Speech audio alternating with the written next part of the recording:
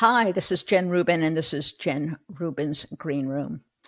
It's not often that me and my employer are in the center of a really big news story. In this case, it's the refusal of the Washington Post owner, Jeff Bezos, to endorse a presidential candidate. He joins the LA Times and USA Today and all of its affiliated papers in refusing to take sides in the most consequential election of our time. Let me say a few things about it. First of all, I do not believe the reason stated. I don't believe he has suddenly decided that we should endorse everybody except presidential candidates, and that of all the elections, this is the one to start with this new policy. We endorsed a presidential candidate in 2020, no problem. And I perceive this, and even if it's not intended, it is inevitably perceived as bending the knee to Donald Trump. At the worst possible moment, when democracy is on the line, you have a billionaire who has a business aside from the Post that does business with the federal government, deciding not to run afoul of a man who has declared war on democracy and on the free press. And I still find it absolutely inconceivable that someone who owns a newspaper would do this. First of all, the number of cancellations, and this is not inside information, it's been published elsewhere, is now up to 250,000. How could you not understand what the Washington Post means to the public? We are not only a reliable source of news, but people look to us because they care what we think on the opinion side. They want to have some moral clarity. They want to have some political clarity. And depriving them of that severs a bond and a level of trust that has been built up over decades. And it breaks my heart to read these emails expressing their love for the paper and frankly for my own work, but saying they cannot in good conscience continue to subscribe. How could you not understand the damage to the brand, what you were dealing with, what you were entrusted with when you make a decision like that? But nevertheless, that was the decision that was made. And I am equally troubled by the fact that the reason given was not candid, was not accurate. Why mess around? If you say, hey, I'm a businessman, I don't want to endorse anyone because I don't want to affect those businesses. Yeah, everyone will be aghast, but at least you'd be honest. At least you'd be taking responsibility. When a newspaper is forced to advance a bullshit explanation, how much more damage does that do to the Washington Post?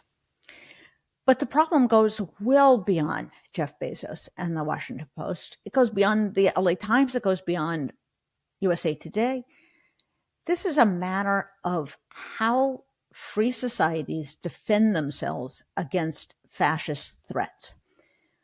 Today in the Washington Post, I interviewed a whole series of dissidents from different countries, including the great Garry Kasparov, chess champion and former Soviet dissident, to talk to them about what we call self-censorship or obedience in advance. In other words, without ever being censored, without ever being punished or threatened, people take it upon themselves not to offend power, to pull their punches. This is a horrible precedent because it allows those fascist forces not only to control the press, but to say, I didn't do anything. Wasn't me. I didn't repress the media. They just decided to write whatever they wrote. In other words, they get away with controlling the media and also not taking responsibility for suppressing a free press. That's the worst possible combination.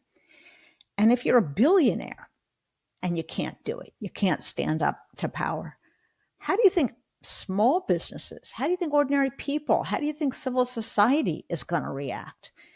they too are going to genuflect even before they're told to in order to keep the king happy.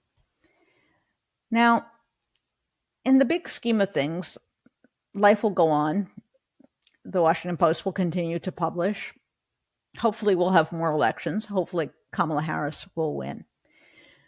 But as for me, I can say this has affected me in some really substantial ways. First of all, I am forever grateful to my readers and to all of you. I am deeply touched by the sense of loyalty and that I mean something in the lives of these people who are nevertheless canceling their subscriptions. And by the way, they should join us here on Jen Rubin's Green Room because they can still hear from me and they don't have to subscribe to the Washington Post. But I've been deeply affected. And as a result, I think I will be even more careful in what I write and say. Not careful in the sense of pulling my punches, but deliberate, well thought out, because people are listening and people care and people pay attention.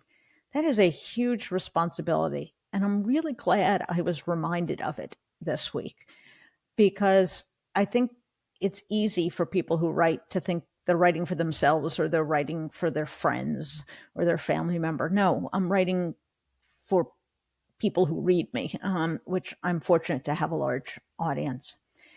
And the other thing, I think, is the recognition that institutions are just people. The Washington Post doesn't run itself. American democracy doesn't run itself. It depends upon people.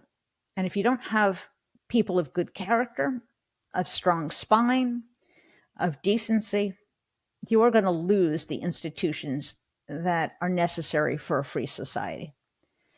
And we have lost something this week at the Washington Post. The American media has lost something. I think the American people have lost something.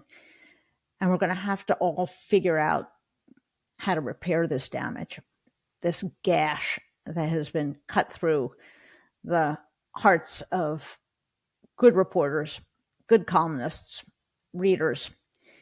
And frankly, we've let people down around the world because dissidents in other countries look to America. They look to the American media to stand up to power.